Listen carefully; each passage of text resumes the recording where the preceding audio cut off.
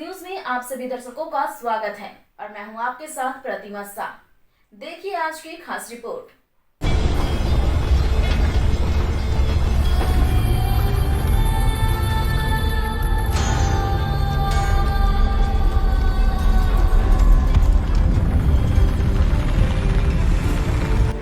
झारखंड विधानसभा के विशेष सत्र में 1932 आधारित स्थानीय नीति और आरक्षण संशोधन बिल पास कर दिया गया है।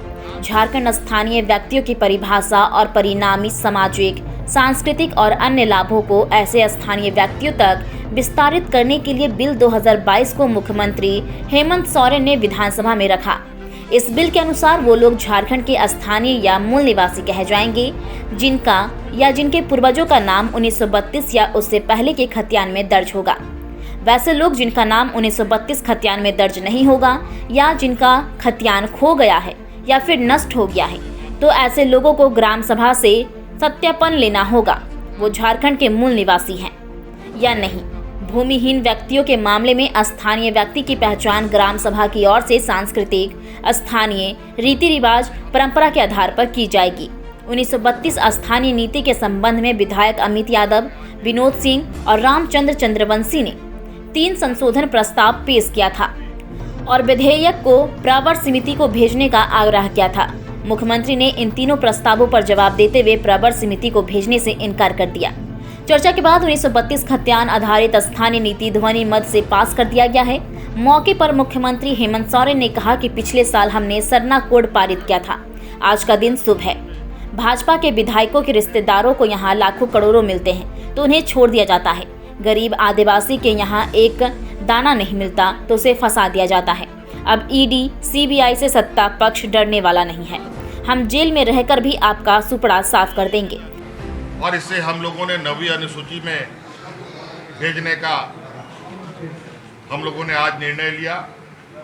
ये हम ही नहीं, भारतीय जनता पार्टी शासित राज्य भी अपने आरक्षण को लेकर 9वीं अनुसूची में अपने विधेयक को भेजने का काम कर रही है। जो एक संवैधानिक लोकतांत्रिक व्यवस्था है, अब ये सरकार दिल्ली में जाकर पूरी जनता राज की अपनी इस अधिकार पर मुहर लगाने का गुहार करते रहेगी। सर, प्रधानमंत्री से मिलेंगे क्या आप इस मुद्दे को लेकर? हमने कहा में पारित कराने अब दिल्ली में जाकर के अपने अधिकारों का आखिरी मुहर लगाने का प्रयास जारी करेंगे। वहीं जेएमएम के विधायक स्टीफन मरांडी और शिक्षा मंत्री जगन्नाथ महतो ने इसे ऐतिहासिक कदम बताते हुए भाजपा पर जम के निशाना साधा। जेल के माध्यम से तरह तरह के आरोप लगाकर हमारे राजनीतिक वजूद खत्म करेंगे। हमारे आदरणीय विश्वगुरु शिबू सोरेन जी राज अलग करने के इतिहास में कितने बार जेल गए। आज उन्होंने राज अलग बनाकर हमें दिया और आज हम लोगों ने इस राज को 1932 और ओबीसी का अधिकार दिया। और ऐसे आंदोलनों को अंजाम तक पहुंचाने में कई रोड़े तो आते हैं,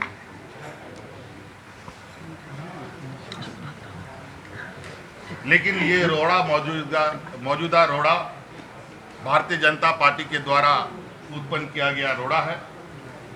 इससे ना हमारी छवि खराब हो सकती है, ना हमारी राजनीतिक ताकत कम हो सकती है, बल्कि सरकार और मजबूती से आने वाला समय में अभी कितने की हम लोगों का समर्थन, हम लोग का विधायक 52 की संख्या है। अगली बार हम लोग 75 की संख्या में रहेंगे।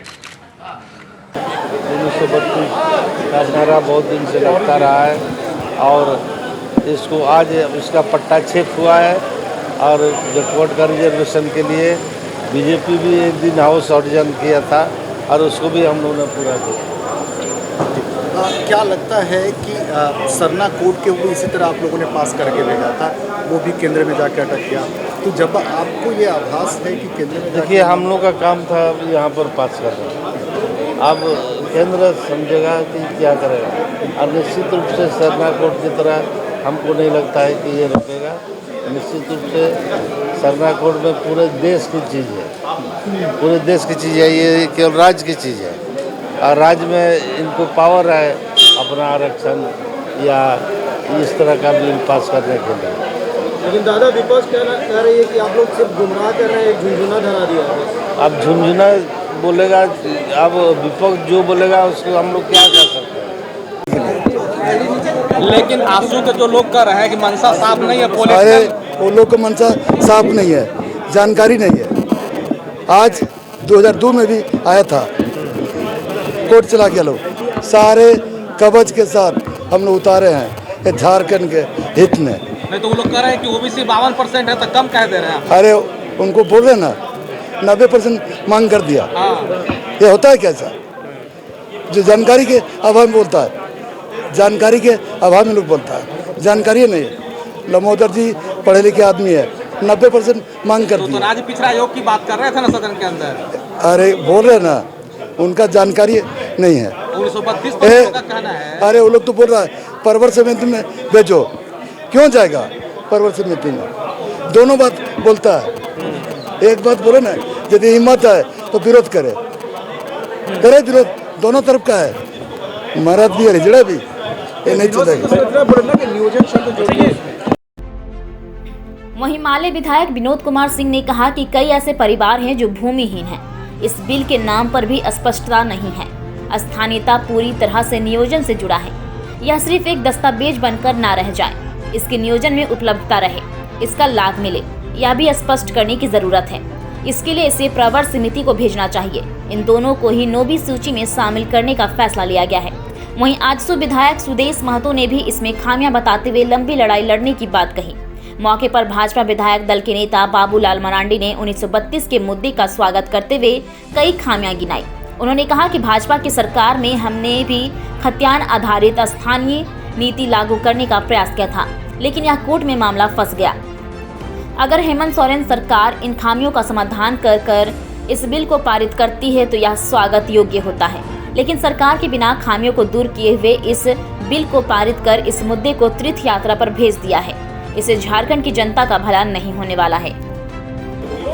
भौगोलिक और प्रशासनिक रूप से राज्य तो अलग जरूर हुआ, लेकिन नियोजन का मसला हो, सामाजिक सांस्कृतिक पहचान का मामला हो, उसमें लड़ाई अभी भी जारी थी। और पिछले की सरकारों ने, चाहे 85 की स्थानीयता नीति बना हो, उसने तो इसको और संकुचित किया और मैट्रिक और इंटर आधारित नीति में राज्य की आकांक्षाओं को पूरा नहीं किया। तो सरकार ने स्थानीयता विधेयक लाया। इन विधेयक से मूल जो सवाल है वो नियोजन का, इसलिए मैंने जो संशोधन डाला था वो स्पष्ट था कि इस स्थानीयता के साथ नियोजन को जोड़ा जाए। तृतीय और चतुर्थ श्रेणी में इस स्थानीयता नीति के तहत नियोजन हो। हम सरकार को धन्यवाद देना चाहेंगे कि उसको बाद में उन्होंने जो है 6(1) के तहत जो है ध्यान आकृष्ट करने पे वो स्वीकार कर लिया। लेकिन अभी भी जो सबसे मूल बात है, जो हमने कहा कि सरकार इस पर स्पष्ट करे कि ये लागू तभी होगा जब ये संविधान की 9वीं अनुसूची के तहत वो शामिल होगा। शेड्यूल में पारित नहीं हो जाता तब तक हमारे यहाँ पर कोई नौकरी नहीं होगी। अगर ऐसा नहीं कर रहे हैं तो कहीं ना कहीं ये छल कर रहे हैं यहाँ के लोगों को। अब पब्लिक के बीच में, पब्लिक को इनके जो इन्होंने किया है, जो झारखंडी लोगों को छलने का काम किया है इस प्रस्ताव के माध्यम से, निश्चित रूप से उसको पब्लिक के बीच में लेके जाएंगे। इशू अच्छा है, 1932 आना चाहिए। बहुत उम्मीद था लोगों को कि अगर खतियान आधारित अगर स्थानीय नीति मेरा बन जाएगा तो निश्चित रूप से आगे हमें नौकरी पेशा में, हमें अपना परिचय बनाने में इस प्रदेश के लोगों को दिक्कत नहीं होता, युवाओं को एक आधार मिलता है। ऐसा हो ना पाया और ऊपर से 1932 के लिए एक और दरवाजा खोल ले जा रहे हैं, जिसमें उन्होंने कहा है कि जिनके खतियान नहीं है वो ग्राम सभा के माध्यम से सीधे तौर पर आ सकते हैं। अगर ग्राम सभा से सीधे तौर पर आएंगे तो कहीं ना कहीं बहुत बड़ा एक शक है कि उस रास्ते से कौन आएंगे, किस रूप से आएंगे, ग्राम सभा कितना पुख्ता है, कितना मजबूत है हमारा, ये दोनों पर बहुत बड़ा प्रश्न बना रहेगा। और कहीं ना कहीं वो एक दरवाजा बनेगा जहाँ से आपको की एंट्री और 32 के बराबर समांतर आके लोग खड़े हो जाएंगे। एक लड़ाई बाकी है, अभी लड़ाई चलेगा। ये इन्होंने इस चीज़ को आगे बढ़ा दिया। और आज जिस विधायक को इन्होंने लाया, हम लोग कभी भी उसके विरोधी नहीं थे। आप सबको ध्यान में होगा कि जब अलग प्रदेश बना था तो उस समय में हम जब राज्य के मुख्यमंत्री थे, चाहे 27% रिजर्वेशन की बात हो या खतियान आधारित स्थानीय और नियोजन नीति, सब हम लोगों ने बनाया। लेकिन बाद में कोर्ट से मामला अटक गया, तो राज्य सरकार इस समय जो बिल लेकर आ रही थी, कोई नहीं, उन्होंने कर नहीं रहे थे। उनको छोटी सी काम करनी थी, जो इतनी लंबी यात्रा में निकल गए, जो पता नहीं यात्रा कब इनकी समाप्त होगी, ये तो मैं नहीं कह सकता हूँ, क्योंकि काफ़ी लंबी प्रक्रिया जिसको कहते नहीं, तो सामान्य थी। क्योंकि उस वक्त जो कोर्ट में कुछ बिंदुओं पर उन्होंने आपत्ति दर्ज की थी, उन बिंदुओं को सिर्फ समाधान कर देते और ये विधायक यहीं पर पारित हो जाता और फिर कल से लागू हो जाता। लेकिन उन्होंने ऐसी लंबी यात्रा में इसको तीर्थ यात्रा में भेज दिया। अब पता नहीं वो तीर्थ यात्रा से कब लौटेगी, मैं तो इसको नहीं बता सकता। देश दुनिया की खबरों से अपडेट रहने के लिए देखते रहिए स्ट्रीट बज़। यदि आपने हमारे चैनल को सब्सक्राइब नहीं किया है तो आज ही सब्सक्राइब करें। धन्यवाद।